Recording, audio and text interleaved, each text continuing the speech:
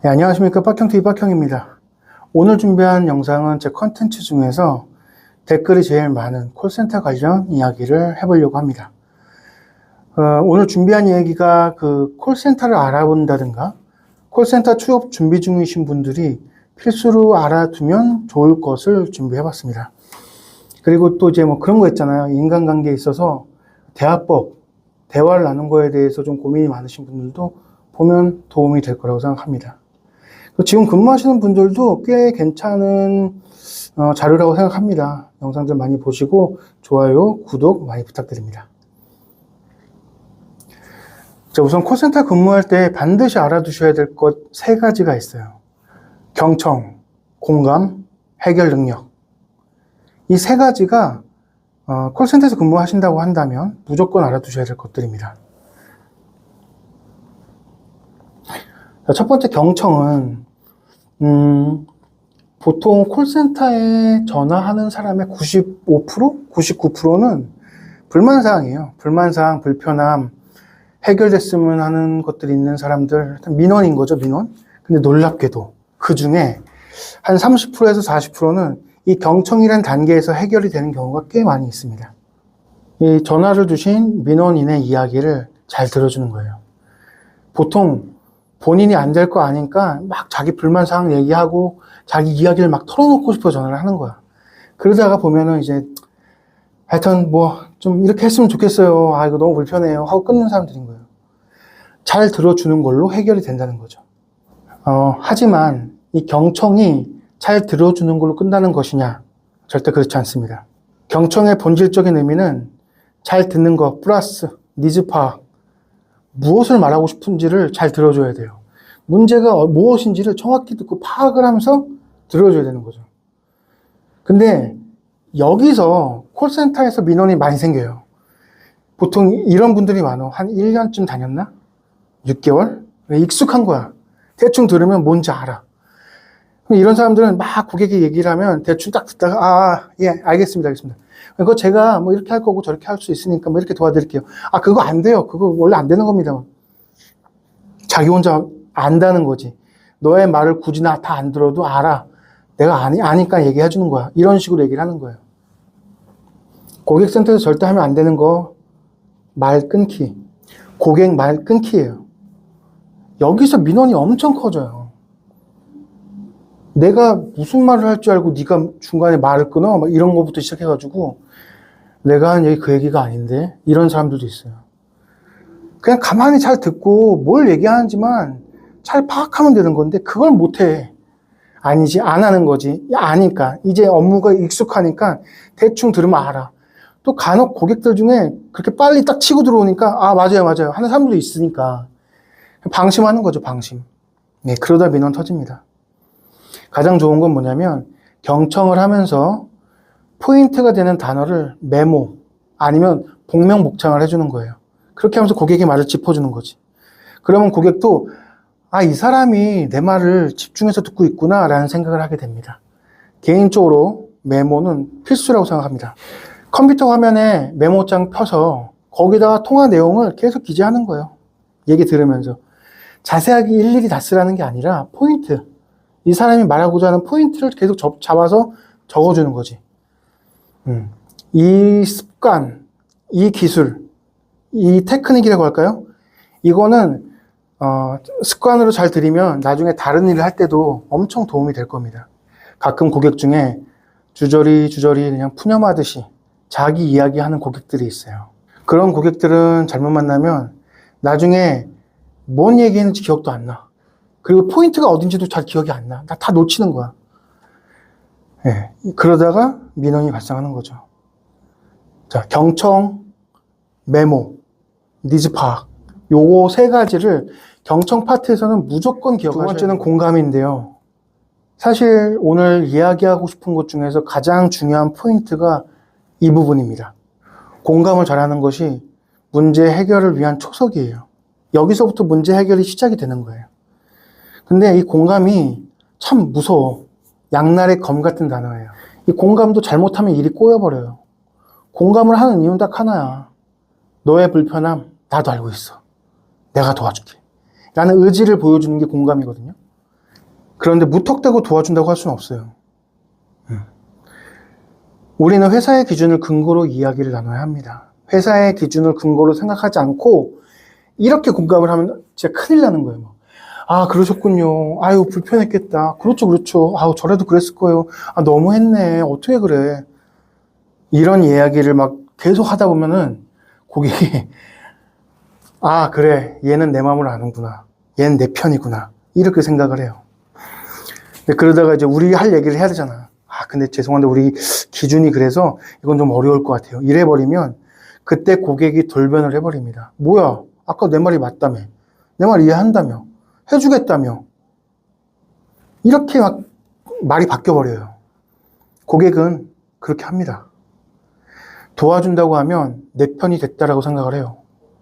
그래서 실컷 공감하고 고객 편 들어주고 그러다가 이제 우리 이야기를 해야 할 때, 기준을 잡고 그걸 설명을 해야 할 때 고객이 바로 돌변해버립니다.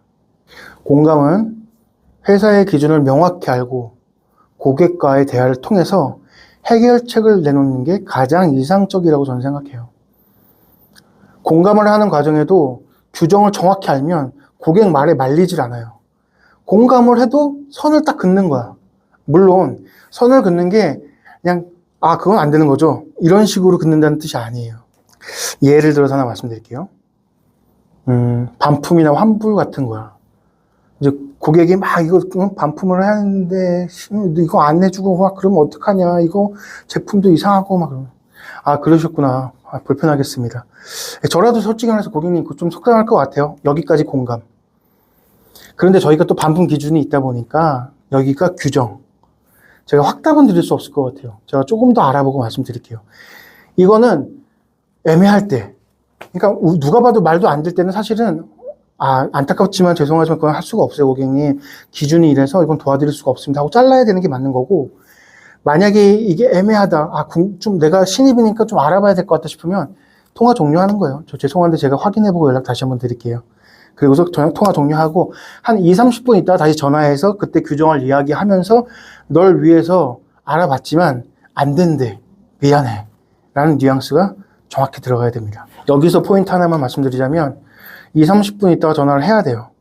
전화를 누락하는 경우가 있어. 제가 많이 그랬어요. 그러면 일 커집니다. 쉽게 끝날 것도 2, 3일 있다 전화하면 고객이 야, 뭐야, 바로 전화 준다며. 1번. 아, 이렇게 오래 알아봤으면 해줘야 되는 거 아니야? 2번. 이런 식으로 풀려요. 중요 포인트. 회사 규정 안에서만 공감을 하셔야 됩니다. 무턱대고 공감하면 일은 커집니다. 3번은 문제 해결이에요. 이제 이게 사실은 마무리잖아요, 마무리. 잘 듣고, 아, 이거 그러셨구나, 불편하셨구나. 근데 안 돼요. 라고 하는 마무리. 뭐, 되는 걸 수도 있잖아요. 근데 어쨌든 문제 해결에 대한 부분을 명확히 인지하셔야 됩니다. 이거는 사실은 회사 다닐 때, 교육할 때죠, 교육할 때, 어느 정도 다 배워요. 이거 가르쳐 주면 무조건 졸지 말고 들으세요. 제가 많이 졸았어요. 네, 회사 내 기준, 처리하는 방법, 규정, 반품 안 되는 거, 막 이런 거 가르칠 때는 잘 들으셔야 됩니다. 메모 꼭 하시고. 단순하게 기준대로만 처리가 불가한 경우도 간혹 있어요. 예를 들어서 말씀드릴게요. 우리 쿠팡이나 막 옷 같은 거 살 때 있잖아요. 쇼핑몰에서. 옷을 사면 가끔 바로 확인을 하지 않고 그냥 어디다 짱 박아 놓는 경우가 있어. 저희 집 장롱에도 한 1년 가까이 된 티셔츠가 몇 개 있어요. 근데 고객이 그 생각이 난 거야. 아, 맞다. 하고 이제 꺼내 봤는데 봉투도 깨끗하고 잘 뜯어서 열어봤어. 꺼내 봤는데 옷이 찢어져 있는 거야. 자, 여기서 포인트. 봉투에 찢어진 흔적이 없어. 외부에 뭐가 이렇게 훼손된 흔적이 없는 거예요. 근데 옷은 훼손이 됐어. 그럼 반품을 할 수 있을까요, 없을까요? 6개월이 지났는데. 사실은 옷이 찢어졌으면 제품 초기화자예요. 그럼 반품을 저는 해줄 필요가 있다고 생각을 합니다. 이거는 그 쇼핑몰 말고 판매하는 업체랑도 얘기를 해봐야 돼. 걔들이 인정하는 애들이 있고 이제 와서 왜 그걸 지금 얘기해. 이런 애들도 있어요. 그러니까 업체랑도 얘기를 해볼 필요가 있고, 우리 팀장님한테도 얘기를 해볼 필요가 있죠. 해볼 필요가 있는 게 아니라 다 무조건 하세요. 무조건 해야 됩니다. 소비자 보호법은 안 돼요. 15일 안에 해결을 해야 됩니다. 그리고 솔직히 말하면 이거는 고객한테 얘기하지 않는 건데, 고객은 상품을 받았으면 그 상품에 하자가 있는지 없는지를 바로 확인해야 돼요. 그게 어디 법에 있다고 하더라고요. 이거는 제 피셜입니다. 정확한 거 아니에요. 업체와 우리 회사와 고객과의 사이에서 조율을 잘 해줘야 돼요. 근데 예를 들어 생각해봐. 우리가 그렇게 막 어디다 짱 박아놓은 티셔츠가 몇백만 원짜리 하는 건 아닐 거 아니에요. 몇십만 원짜리 안 할 거 아니야. 해봐야 뭐 한 몇천 원? 뭐 만 원, 2만 원?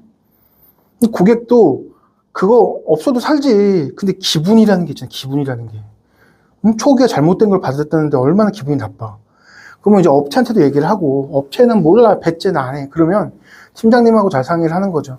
그럼 융통성 있는 팀장님들은 한 5천 원, 만 원 적립금으로 해결해. 아니면 쿠폰으로 해결해. 이렇게 얘기합니다. 적립금의 장점은 그거는 고객이 돈을 찾아 쓰는 게 아니라 우리 제품을 다시 사야만 해. 그러니까 그렇게 잘 푸는 방법도 있어요. 그거는 이제 그 팀의 팀장님과 업체와 고객님 사이에서 내가 얼마나 열심히 문제 해결을 하기 위해 행동을 했냐에 따라 달라집니다. 고객센터의 일이 그래요.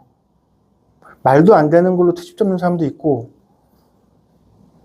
당연히 이해하지만 내 마음을 좀 알아줬으면 좋겠어 라고 하시는 분들도 계세요. 마지막으로 하나만 더 말씀드릴까요? 최근은 아니고 홈쇼핑 초창기 때 어떤 사람이 추석 때쯤 돼가지고 사과 한 박스를 산 거야.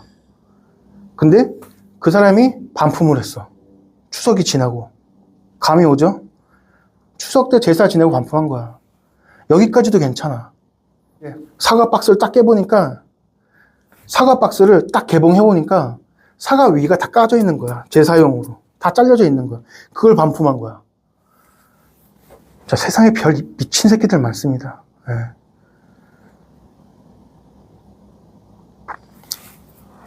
그보다 더한 사람들도 있고요. 생각보다 쉬운 사람들도 많아요. 쉽다? 아니야. 생각보다 되게 친절한 고객님들도 많아요. 우리가 어떻게 대처를 하냐에 따라 다른 거예요.